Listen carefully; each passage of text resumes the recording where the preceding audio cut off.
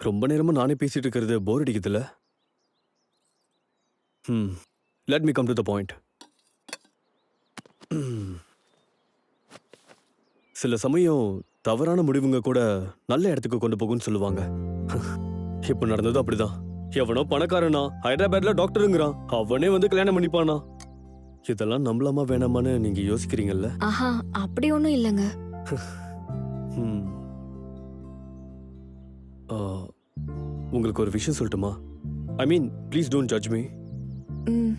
உங்க போட்டோஸ் எனக்கு 2 நாளைக்கு முன்னாடி தான் அனுப்புனாங்க. உடனே நான் உங்க ஊருக்கு ஓடி வந்துட்டேன்.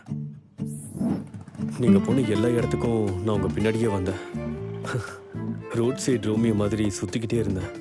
டைரக்டா வந்து பேசணும்னு நினைச்சேன். ஆனா நீங்க பயந்துருவீங்களோன்னு நான் பயந்துட்டேன்.